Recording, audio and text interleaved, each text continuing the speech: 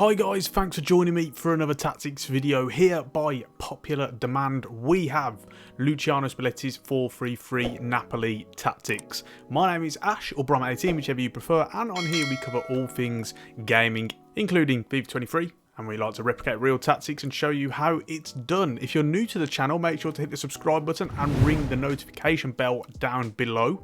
With this tactic, it has been the most requested system over the last couple of weeks or so. Obviously, we've seen Napoli doing very, very well, and with an insane brand of football, as has followed Luciano Spalletti throughout his entire career.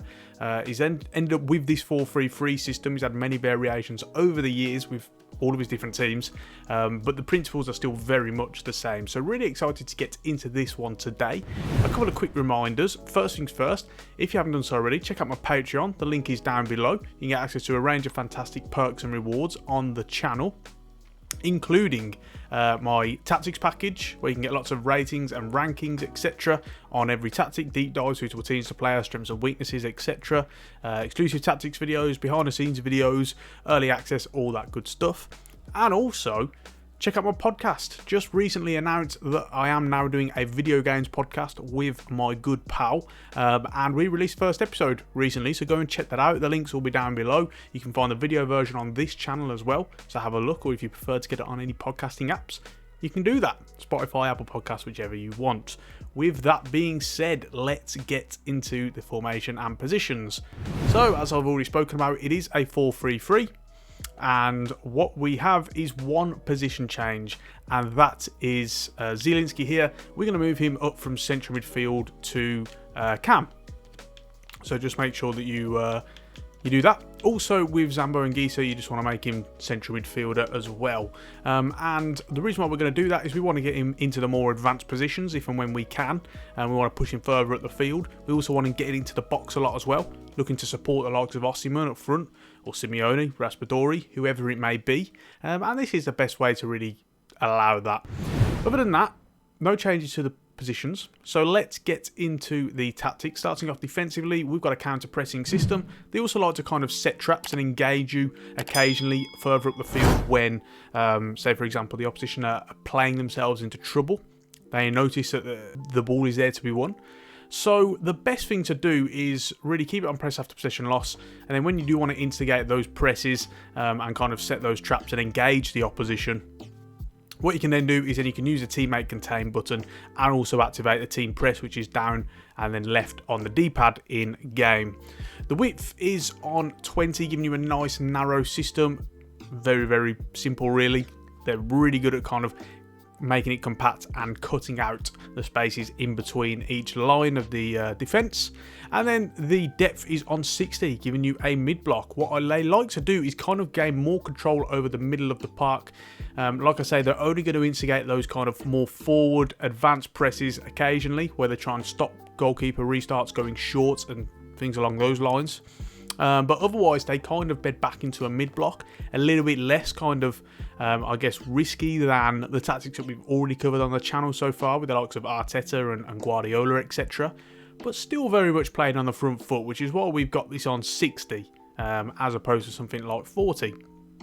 Offensively, what do we have? Well, we have the build-up play on slow build-up as they look to try and play out from the back. Again, goalkeeper restarts are very short, and they'll look to kind of go to the centre-backs or drop off into the box and show and build up from there.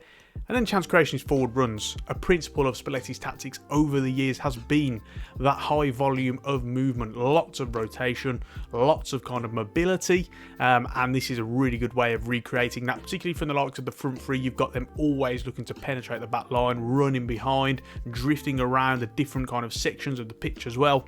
Do a really good job of that. So forward runs is a really good way to replicate that. In the width, we have it on 60 offensively, and again that's going to stretch it out a little bit more. Generally what they're going to try and do is they like to kind of create the space from the opposition by stretching them out, not just with the wingers but with the entire team. The midfielders are going to kind of look to drift out a little bit. The fullbacks are versatile. Sometimes they'll go on the outside, sometimes they'll come inside, and it's a good way to recreate that. Very much looking to kind of just keep it wide, get balls out into the wide areas, and then look to get crosses into the box. One thing you'll notice with Napoli is they have a high volume of crosses into the box, and everything kind of feeds into that, which we can then link nicely into this bit, which is players in the box, and have that up to 8, giving you 4 players in the box. As I say, it is one of the instrumental parts of their game, but it's not just aimless crosses, just kind of getting the ball out wide and hoping for the best. They're really good at just finding little pockets of space within the 18-yard box and picking out those crosses. We do it in the game. You'll see, I think it's below me now. We do it in the game, and they do it in real life as well. It's really, really good, and you'll find that with the kind of width at 60 as well, you're going to find a bit more space for them to be able to do that, as the opposition will kind of look to get out to you and such. With corners and free kicks, both of these should be on 4. They're very, very good at set pieces. It is a Spalletti trademark, how he's always got these kind of different routines worked on, and they're very good at replicating them, kind of executing them in game as well from the training pitch. So we have both of these on 4. Right then, let's talk about the player instructions. First things first, with Alex Medet in goal, we have Mon comes across and sweeper keeper, as is pretty much standard in these videos. I like to have the keeper on comes to crosses because it helps you in those goalkeeping situations, crossing situations where ultimately the keeper's going to come out and claim the ball, and it's a bit easier to deal with them. It just relieves a little bit of pressure off you as the user when you are defending. Sweeper keeper as well doesn't work very well on this game. I'll be honest, it's never worked very well on this game, but we have it there all the more. With the 2 centre-backs, no changes there, so keep them as they are. It's very much a case of these guys are the last line of defence, and they don't like them stepping out too much. Plays into that mid-block that we kind of alluded to earlier on. So with the likes of Kim Min-jae, who's been an absolute revelation since he signed for Napoli this season, and Romani as well, these guys very much looking to allow the other players, the midfielders ahead of them, the fullbacks, to really step out and be aggressive in the interceptions whilst they kind of play the last man. With the fullbacks, a couple of different instructions. Starting off with Di Lorenzo, he's the more attacking of the 2 fullbacks, given more license to get forward. Therefore, his run type is on overlap, and his attacking runs is joining attack. Keep him on fullback, though. You don't need to change into wingback. I didn't see the need to do that. His role wasn't quite that aggressive.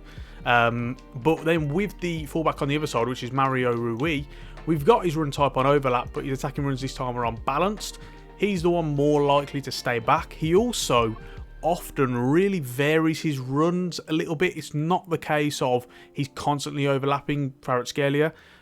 For example, he'll often kind of come into the half spaces and look to cross from there, and they have kind of created chances and goals from that. So just worth bearing in mind. I kind of toyed with the run type being balanced, mixed as well, but I generally went full overlap because you're going to get Kvaratskhelia cutting inside. But then his attacking runs is unbalanced. With Lobotka as that defensive midfielder, his defensive behaviour is cut passing lanes. They do like to instigate a lane press, and they look to go very, very zonal. And then his attacking support is on stay back while attacking, playing that role as a defensive midfielder. He's very much the possessional pivot, and it's going to rest on him. Interceptions are on normal. Defensive position is cover centre. The 2 central midfielders ahead of him are the ones who are going to be dragged out wide if and when they need to. And then his positioning freedom is deep line playmaker. He's very much the kind of one who makes it tick over. He's really the light replacement for Jorginho, who obviously used to be at Napoli. He's the one who's kind of taken up that role since Jorginho left for Chelsea. And as a result, you're just continuing that. It's very good. It does work a bit better this year than what Free Roam did last FIFA. With the centre midfielder, Anguissa. Now, we've got a couple of important instructions here that I want to talk about. First things first, stay on the edge of the box with a cross, and make sure that he isn't getting into the box. He's very much going to be another possessional pivot. And then his attacking support is unbalanced. This is because we still want him supporting attacking moves. We just don't want him playing as that box-to-box midfielder. So as a result, what you're going to find is he's going to push forward a little bit, but you don't want him too far forward. With interceptions, have this on aggressive. And the reason why I think this is actually a 4-3-3 rather than, I guess, a 4-2-3-1. Not that there's much difference between those systems anyway, if any, really. It's very negligible. The reason why we do this is because often out of possession, Anguissa will then push up alongside Zielinski, and they'll look to press together, particularly against teams who have those 2 holding midfielders. They did it against Liverpool, for example. They also did it against Ajax as well. And so with that, they like to kind of add to the numbers and help that press out. And it's a really good way of kind of cutting out the lane. So the best way to replicate that, rather than changing him to cam, is to have him on aggressive interceptions.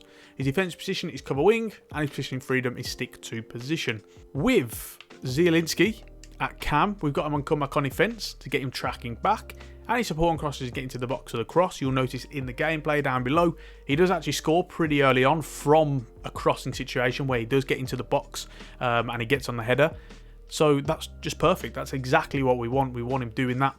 The reason why you got him at cam, again, as we spoke about at the start of the video, just getting him into those more advanced positions, supporting Osimhen as well if and when he needs to. Osimhen does a good job of when you play a ball into Osimhen, he can do a quick layout to Zielinski and then he's off, running in behind the defence, and that's what you're looking for as well. Positioning freedom is stick to position, and his interceptions are on normal. So with the front three, starting off with the wingers, both Kvaratskhelia and Lozano are on the same instructions. Both of them are on comeback on defence to get them tracking back. They're also on cut inside for chance creation, as we've seen so many times, which is why they have so many goal contributions, is these guys look to get into the central areas by angling their runs and getting in behind. Just help to kind of create a numerical advantage with Osimhen there as well. You've got 3 often against 2. And you've got a lot of kind of options in the box. Also a really good way for creating space for the likes of an on-running fullback to running an overlap as well. The support runs are getting behind again as they look to penetrate, and then there's support on crosses is getting to the box of the cross. As I say, it is the same instructions for both of the wingers.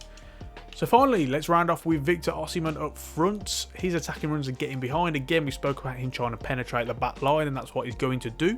But his support runs are on drift wide, and what this does is, again, talk about the mobility of a Spalletti system. We've got lots of kind of running not only vertically but also horizontally across the width of the pitch, and what that's going to do is it's going to drag defenders out, it's going to get your striker into space, and it's just a really good way of getting these guys interchanging, and drift wide really does work well. It very much helps to kind of hold the ball up as well. If you need to play it into a channel, he can run into the channel and then hold the ball up, and then you've got those runners in and around him. So that's really important. Finally, with defence support, his role is on stay forward. So, with that being said, we're just about to round it off there. I didn't see enough justification to kind of go with the a defensive or attacking game plan. Generally, their principles stay the same, minus a couple of tweaks and executions here and there. Not enough to really create an entire different tactic for it, or game plan. So as a result, if you do have any questions, let me know in the comment section down below. Lots of suggestions coming in, so thanks for that. Got a massive list sort of to come up. Stop asking me for Erik ten Hag's Man United, because I'm not doing them anytime soon. And with that being said, we're going to finish it off there. Don't forget to check out my podcast, as I spoke about down below. Link will be in the description. Really good, all about video games, so hopefully you guys enjoy that. And if you want more information on this tactic, suitable teams to play as, a ranking and rating, you want all the instructions written out for you, strengths and weaknesses, you can check that out in the FIFA Tactics package on my Patreon. Do go and check that out, link is down below. And lots of great perks and rewards on there as well. Don't forget to subscribe to the channel if you haven't done so already. Ring the bell to get notifications every time I upload a video, and don't forget to drop a like as well to let me know that you are enjoying it. Check out my Chelsea Career Mode series that is currently ongoing on the channel. Link should be down below. And with that being said, we're going to finish it there. Thank you so much for watching, and until next time, I will see you soon.